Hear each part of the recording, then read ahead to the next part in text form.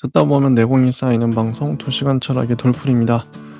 예, 저희는 요한네스 헤슈베르거의 서양 철학사 학원 근대화 현대 읽고 있고요. 이번 시간에는 844쪽 관념 실제론을 다뤄보도록 하겠습니다.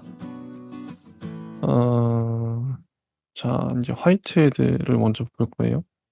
하버드 대학의 교수였던 알프레드 노스 화이트헤드는 20세기의 중요한 영미 철학자들 중에 한 사람이다. 그는 귀납적 형이상학자들처럼 수학과 자연과학으로부터 철학으로 옮겨왔으며 그의 사고 전체는 이들과 비슷한 점을 많이 드러내고 있다. 왜냐하면 그의 사고도 귀납적 형이상학과 고전적 형이상학을 종합한 것이기 때문이다. 화이트헤드는 원래 수학적인 논리학을 연구했었다. 그는 버트런트 러셀과 함께 수학의 원리라는 책을 간행했었는데 이 책은 현대 기호 논리학의 기본이 되는 저작이다. 이런 다음에 그는 자연과학으로 전향한다. 자연의 개념은 이 시기의 저작이다. 마지막에 이르러서는 일반적 철학에 전념한다. 이 시기에 속하는 저작들로는 다음과 같은 것들이 있다. 과정과 실체, 관념의 모험, 사상의 양상 이런 것들이요. 화이트헤드는 실제론자다. 그에게 있어서는 세계가 단순한 주관적 관념, 표상이 아니라 실제적으로 있는 본질로서, 즉 자기 자신이 라이프니츠의 단자와 같은 것이라고 생각하고 있는 그런 실제적으로 있는 계기들로서 이룩되어 있다. 즉 이 계기들은 또 존재 전체의 총체와도 연결되어 있다. 화이트헤드를 따르자면 근세의 수학적, 자연과학적 사고의 가장 큰 잘못들 중에 하나는 사물들을 그 홀로 있는 것이라고 파악하고 실체를 분리되어 있는 것, 즉 그저 그 스스로를 위해서 존재하고 있는 것이라고만 보아온 것이다. 근대 범주론 전체는 주체, 객체, 속성 실체, 특수 보편 등을 서로 떼어놓는 이런 잘못 위에 세워져 있다. 그러나 실제로는 이 모든 것들이 서로 연관되어 있다. 즉 모든 실제적으로 존재하고 있는 것들은 다른 것들을 느끼고 있다. 이렇게 되는 이유는 모든 것이 서로 얽혀 융합해 있기 때문이다. 라이프니츠에게 있어서 마찬가지로 실제적으로 존재하고 있는 것들은 계속해서 서로 영향을 미치고 있는 역동적 통일체이다. 이렇게 해서 이 통일체들은 느낌의 대상으로 된다. 따라서 존재하고 있는 모든 것들은 유기체들로 구성되어 있다. 이 유기체의 삶의 강도는 물론 여러 가지 서로 다른 단계를 나타낸다.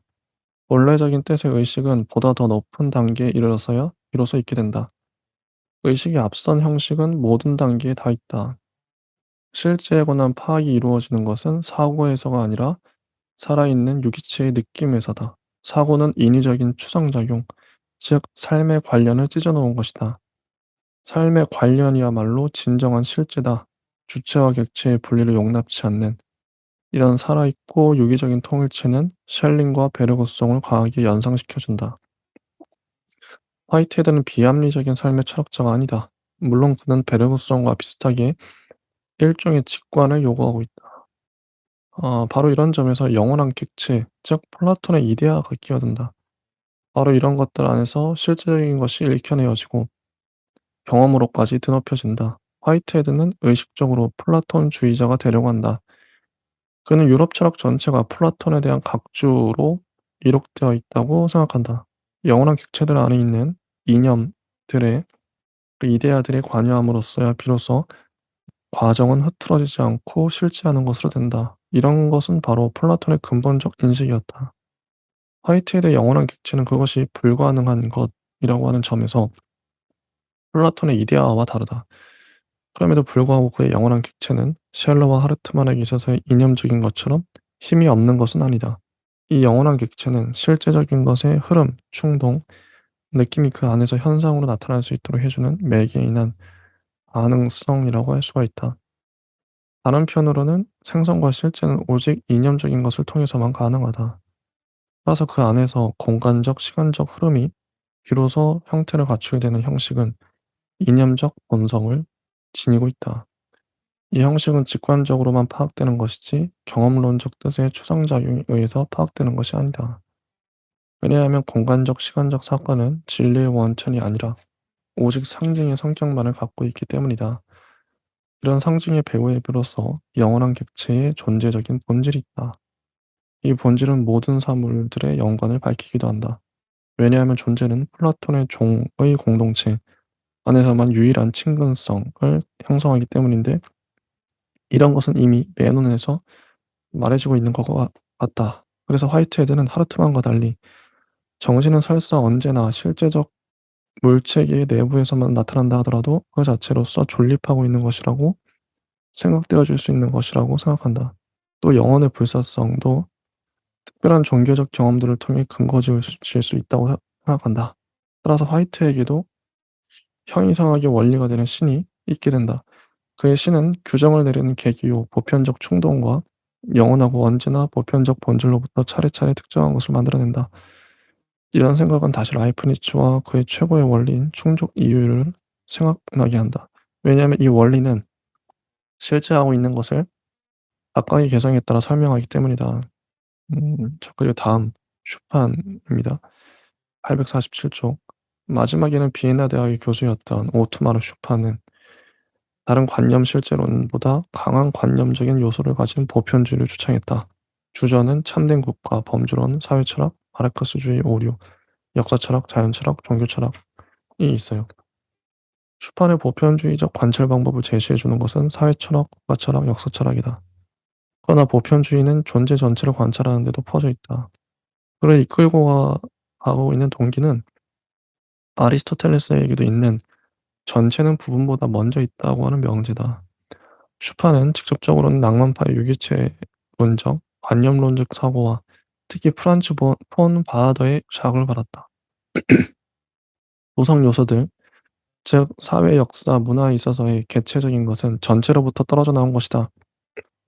전체가 구성 요소들 이전에 있었다고 하는데 슈판의 관념론은 성립되며 전체는 구성 요소들 없이는 존재하지 않고 구성 요소들을 통해서 존재하게 된다는 것이다. 바로 이런 주장에 실제론적 요소가 있다. 내적인 삶의 근원적인 필연성을 다루는 것이 그의 종교 철학이다. 우리는 인간의 본질 안에서 초역사적인 것을 본다.